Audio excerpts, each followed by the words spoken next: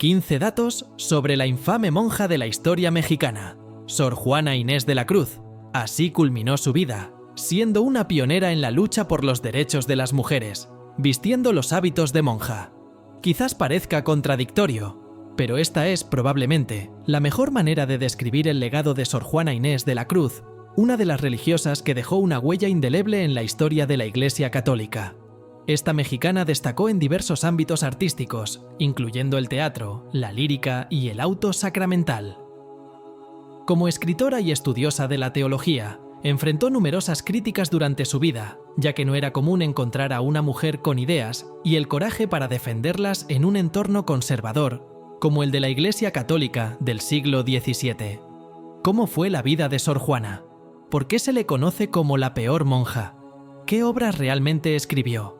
¿Tuvo una vida amorosa activa? ¿Por qué Octavio Paz dedicó palabras a Sor Juana Inés de la Cruz? ¿Cuál fue su trágico final? Antes de sumergirnos en el video, no olvides suscribirte a nuestro canal y activar las notificaciones para estar al tanto de nuestras actualizaciones. Número 1. Aprendió a leer a escondidas de su madre. Sor Juana Inés de la Cruz apenas contaba con 3 años cuando empezó a aprender a leer y a escribir, recibiendo lecciones de su hermana mayor, ambas ocultas de su madre. En el México de mediados del siglo XVII, siendo una colonia española, la lectura y el conocimiento estaban restringidos exclusivamente para los hombres y usualmente para aquellos del clero. Sin embargo, las dos niñas descubrieron la biblioteca de su abuelo y se aficionaron a los libros. Durante esta época, Sor Juana aprendió los clásicos griegos y romanos, así como la teología de la época, todo ello siempre a escondidas. Tenía tanto interés por aprender que incluso le pidió a su madre que la enviara a la universidad disfrazada de hombre para poder estudiar. Número 2. Recibiría críticas por su trabajo. El escritor Octavio Paz solía afirmar que Sor Juana Inés de la Cruz se hizo monja para poder pensar, y tenía cierta razón. Las mujeres tenían prohibido el estudio en la iglesia, pero ella podía dedicarse a estudiar, pensar y escribir. A pesar de que hoy en día se reconoce su increíble talento y contribución en la literatura y la poesía, en realidad fue una rebelde. Durante su vida, sufrió críticas, discriminación y persecución por atreverse a asumir roles considerados inadecuados para las mujeres. Número 3. Fue hija ilegítima, aunque no lo quiso reconocer. Su nombre de nacimiento fue Juana Inés de Asbaje y Ramírez de Santillana. Nació en San Miguel Nepantla, una ciudad del Reino de Nueva España, parte del Imperio Español, pero ubicada en el territorio actual de México. Su fecha de nacimiento es el 12 de noviembre de algún año entre 1648 y 1651, y aún existe controversia sobre el verdadero año de su nacimiento. Era hija de Isabel Ramírez de Santillana, una criolla analfabeta, y Pedro de Azuaje y Vargas Machuca. Tuvieron 3 hijas, siendo Juana Inés la segunda. Sus padres nunca contrajeron matrimonio ante la iglesia, por lo que las 3 hijas eran ilegítimas, un estatus considerado inferior y criticado en la época. Sin embargo, Juana siempre intentó ocultar esta situación. De hecho, en su testamento, se declaró a sí misma como hija legítima, aunque era ampliamente reconocido por sus padres que esto no era cierto.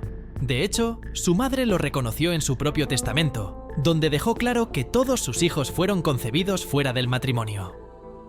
Número 4. Vivió entre 3 regiones durante su infancia. Juana Inés pasó sus primeros años en Tepantla, el lugar de su nacimiento, así como en Amecameca, Chapix y Panoaya. Esta última localidad era donde su abuelo tenía una hacienda, de la cual se hizo cargo la madre de Juana tras la muerte del anciano. Fue en esta hacienda donde Juana Inés aprendió a leer y comenzó a estudiar a escondidas. Número 5. Estudiaba de una forma bastante estricta. Juana estaba obsesionada con aprender y formarse tanto que tomaba medidas relativamente extremas para aumentar su conocimiento. Por ejemplo, se dice que tomó la costumbre de cortarse mechones de cabello. Si se equivocaba en una lección o no la aprendía del todo, le parecía incorrecto que su cabeza estuviera cubierta de hermosos cabellos si estaba carente de ideas. Número 6. Ganó un premio literario con tan solo 8 años. Diego Calleja, biógrafo y amigo en vida de Juana Inés, relató que la joven obtuvo su primer reconocimiento cuando apenas tenía 8 años, entre 1657 y 1659. Juana escribió una loa para el Santísimo Sacramento, por la cual fue premiada con un libro. Número 7. Se mudó a vivir a la Ciudad de México. Se estima que Juana tenía entre 13 y 15 años cuando fue llevada a la capital del virreinato. Vivía con su tía María Ramírez, hermana de su madre, y Juan de Mata, su esposo. Se cree que la mudanza ocurrió después de la muerte del abuelo. Juana vivió con sus tíos alrededor de 8 años, tras los cuales ingresó a la corte del virrey Antonio Sebastián de Toledo, el marqués de Mancera. Número 8. Fue dama de compañía de la virreina.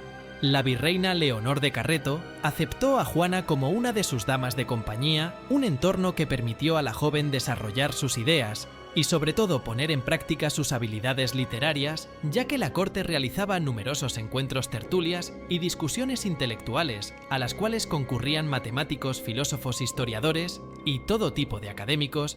Ya se le reconocía por ser particularmente inteligente. De hecho, el propio virrey pidió que fuera evaluada por un grupo de sabios y la joven superó la prueba sin dificultad. Número 9. La virreina fue su gran mecenas.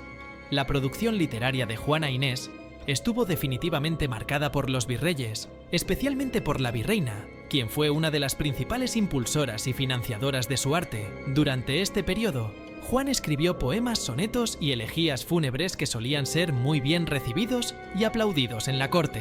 La virreina fue su principal protectora. Juana comenzó a ser conocida como la muy querida de la virreina. Número 10.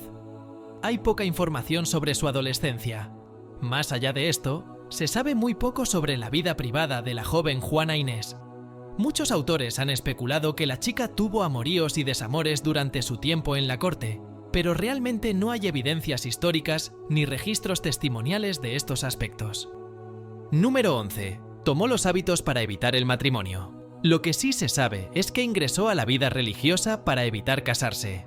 Se estima que esto ocurrió a finales del año 1666, cuando la joven llamó la atención del sacerdote Núñez de Miranda, el confesor de los virreyes, quien fue precisamente el responsable de su ingreso a la vida religiosa. El sacerdote supo que la joven no quería contraer matrimonio, así que le propuso tomar los hábitos e ingresar a una orden religiosa. Número 12. Perdió numerosos amigos coincidiendo con su gran disputa. Sor Juana Inés de la Cruz perdió a varios de sus amigos y protectores durante una gran disputa teológica. Además, falleció el rey y 10 monjas de su convento. Este periodo coincidió con una serie de rebeliones, asaltos al Palacio Real y una serie de enfermedades. Número 13. En San Jerónimo podía desarrollarse a su gusto. La Orden de San Jerónimo, en cambio, era mucho menos restrictiva. Tenía normas más relajadas, incluyendo mujeres de servicio, y la celda de Juana Inés era tan amplia que contaba con 2 pisos. Los estatutos de la orden le permitían estudiar, escribir y recibir visitas. De hecho, en muchas ocasiones recibía a la virreina, con quien mantuvo una amistad de por vida. Número 14. Mantuvo su crecimiento intelectual. Las normativas simples de San Jerónimo le permitieron seguir su búsqueda intelectual. De hecho, se dice que llegó a tener 4000 libros dentro de su celda en el convento. Número 15. Llegó a cobrar por sus obras.